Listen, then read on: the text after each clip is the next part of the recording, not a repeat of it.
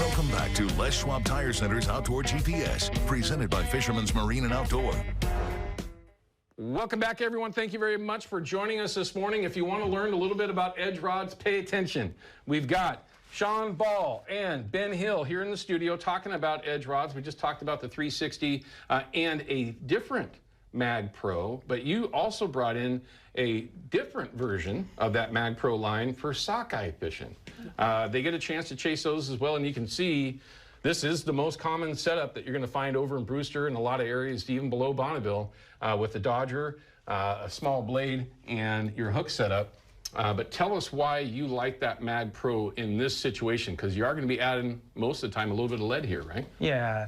So when we first came out with the Mag Pro line, we were trying to do it with the 7-11s, and they work, but they're just overpowered. You start putting 4, 5, 6 ounces of weight on there, and there's just not enough. So actually a guy from the east side came in and said, hey, let's do it a little bit longer. So same rod, same guides, you know, same type of setup, but just a 9'2", I think it's 902. I don't know all the numbers that you're, yeah, 902. And so you can keep it spread out a little more, and they telegraph what's going on. You're up there trolling that upper river, and you're trolling through weeds and stuff all the time. It's like, okay, that rod's got weeds on it right there. So they still telegraph good, and then have a ton of power. And like we were saying earlier, that you're gonna hook a king every once in a while when you're sockeye fishing. It's just what it is. And to be able to actually lay into them and not have to fish a king rod to reel in a little 2-pound fish, this makes it a lot more fun. Well, they're bigger than 2 pounds, aren't they? I mean, they can be, for crying out loud. I mean, I'll tell you right now, it's worth it, honestly. Sockeye are just so delicious. You know, and for us below Bonneville, that's where I spend my time chasing these things, either plunking or on the anchor, and maybe even trolling a little bit this year. Would you say when you're trolling that this is your primary setup with the Dodger like that? 100%. 100%. Only thing I ever change is this length here and this length here. Okay, so your bumper you change a little bit, and your leader length a little bit. And that's, I mean, once you got that dialed in, I mean, kind of stay with it, but the next year they might want a little shorter, but you just want that Dodger back there whipping. What I have found, I mean, we went down to like 5, 6 inches on this. On the leader? Yeah, on the leader, and it's like, these ones aren't getting bit, now all of a sudden this one is. Obviously we're running coon shrimp on them. And it's like, no, we're running the same shrimp all the way around the boat, and that one's getting bit. Let's cut them down, and rods start getting bit. So yeah, makes sense, because like you said, they want to see a little whip difference, something a little bit different maybe from what everybody else is doing as well. You got it matched up with, looks like a Daiwa line counter. Is this a system that you would spend time trolling with below Bonneville? Have you ever played that game? Or we played it last year a little bit. I haven't done it a ton, but it's like, why can't we? Why can't we catch a fish down here? And so we went out and did it, and I think we caught 5 or 6 and hooked a couple kings at the same time. But it was this same exact setup. We ran the same exact thing. We run up there. You know, I don't remember, it's 6 ounces of lead or 4 ounces of lead, whatever we had on it, depending on what the tide was doing, and it worked out. I mean, it worked out. So it's disappointing that we only get the one fish below Bonneville. You know, obviously I'm not going to complain. I'm complaining. To only get one makes it, you know, to get too fired up, just get extra rods in the boat, you know, get extra people out there, because it is worth it. These fish are phenomenal eating, and they're fun to target, especially if you like to just go fishing. It certainly is a good option. Now, you brought in one of my favorite setups of all time. If it's got a bobber on it, I'm a fan, okay? It doesn't matter if I'm with a bead or a bobber and jig. This one is with a bait caster setup, a little bit different than what most folks might say for a bobber and jig setup, but there's a reason for that. You got a nice inline weight with it. What rod do you have there? The 1004-2. 1004-2, so a 10-footer. What power rating is that one? It's 4 power. 4 power. 4 power. Beautiful. Rod, how do you like to utilize this one? I see you got a jig on it. This is our small tributary, but river. We're fishing some small tribs that are wide as the oar tips sometimes, right? So which ones? Yeah, we'll talk about that later. You know, so being able to hit the holes, hit the spots. Right. This is such an easier rod when you're in the bow of the boat or in the back of the boat to just flip it, and we're not making long casts. We're hitting pockets. We're hitting pockets. We're hitting pockets. And this is by far the only rod we throw in the boat for. We don't put spinning rods in the boat anymore unless we're doing some side drifting or something. But but this is our go-to for every bobber application we do, whether we're at the coast or local rivers here. Okay, and that's a 1004. 1004. They also make that rod in a spinning reel, Yes. a spinning rod, if you wish to do that. I've got both of them. That was my primary bobber dogging rod. I got a bad right arm, so with a right-handed bait caster, I was able to utilize this rod last year for bobber and bead fishing, and my absolutely favorite rod. And that's so hard to say because there's so many great edge rods when you're talking about bobber and bead fishing. But when you have to use a bait caster, we talked about it a lot during winter steelhead season. It just made my life, and I could cast that thing a mile with a bait caster. You got to understand how to cast them and all that, yes. But just a great rod. The 1004, 2 different versions. Make sure you look into them. If you love to chase steelhead, summer steelhead, it will be my spinner rod this year. I'll be throwing size 3 and size 4 blue foxes with it on the Deschutes. Absolutely perfect, and you'll be able to bomb it, again, as long as you understand how to use a bait caster the right way. And if you can't, that's fine. You can still fish spinners with a spinning reel. I'm not that person, but there's a lot of people that like that, okay? So 1004, definitely a rod that you got to look into.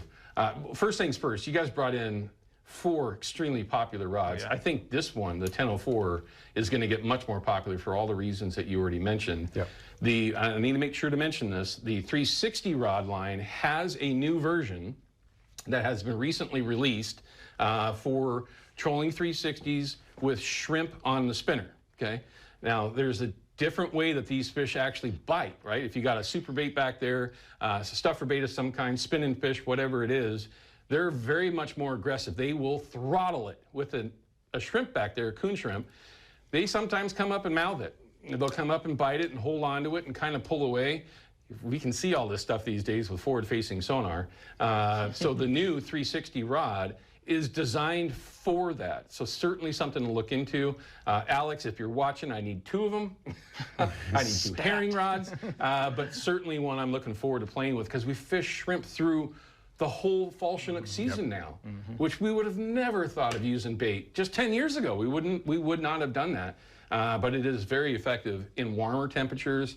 I mean, I know that we talk about temperatures a lot for good reason, but that rod is going to be very interesting. And a little insider thing, talking to some of the guys that helped on the development, it works for everything, but it is an advantage if you're fishing spinners with shrimp. Okay. Headwater Marine. I have to talk about it, man. I mean, I know we're here to talk about Edge. You're ambassadors with Edge. You sell Edge oars with the frames that you guys build. I know that you both started the company. And now, Shawn, you've kind of taken over, you know, the mass majority of what's going on. You build raft frames. You build frames for pretty much everything, and custom fabrication. Like if somebody had an older sled, a drift boat, whatever, you can have.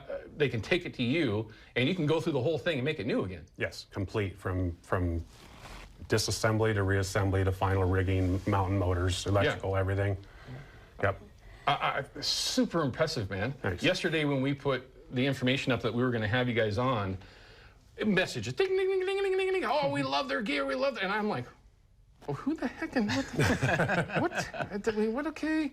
And then he showed me a video this morning. Some of the work that you do is just phenomenal. And this was actually that boat there on the left, and trailers too. You're building trailers. Just incredible. If you are a rafter, if you are a tuner, and maybe you don't like the factory frames, which I would venture to guess that you hear that a lot, that the factory stuff might not be. They're just more designed. The factory ones are designed for whitewater, and guys fish out of them. And then we just said, hey, let's design these to fish out of. And we can build frames to any level of need. Like, you know, that's a full walkthrough model there. You know, if you don't want a floor, we can build one without a floor. I mean, to any level. Get a floor. Just throwing that out there. So it's just whatever needs to be done from. Where are you located? Just in Vancouver. Just right off I-5. Very cool. St. John's, I've experienced. I have a lot of time with pontoons and rafts. I grew up rafting on the Deschutes and, you know, oars and this and that, and they were terrible back in the day. Some of the stuff that you got going is phenomenal. And I know that I mentioned this a little bit ago. If I had that set up right now, I know where I would be fishing because my drift boat can't get there. No, let me take that back. My Willie 1760 will absolutely get there. It ain't gonna like it, and I don't want to get in and out of the boat constantly to try to drag it over gravel bars and everything else. But with that kind of a setup, I mean, that's just impressive stuff. How long have you guys been doing that? This coming up would be 10 years this next year. 10 years? Yep.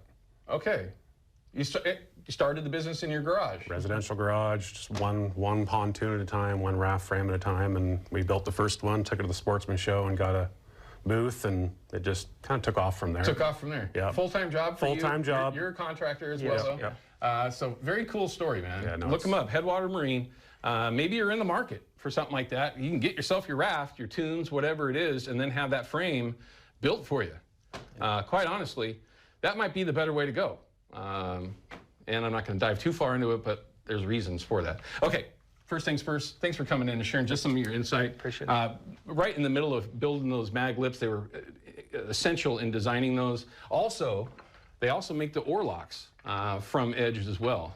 They're bulletproof. I mean, stainless steel. Yeah. It was nice meeting you too, bud. Yeah. It's Thanks good for seeing you having guys us on. come in. Hopefully we can get you in again and talk more about Edge and Headwater. Okay. Sounds great. All right, we're going to cut to a quick break. When we come back, if you've been chasing pike minnow, you're going to want to see the numbers from this week. Don't go anywhere.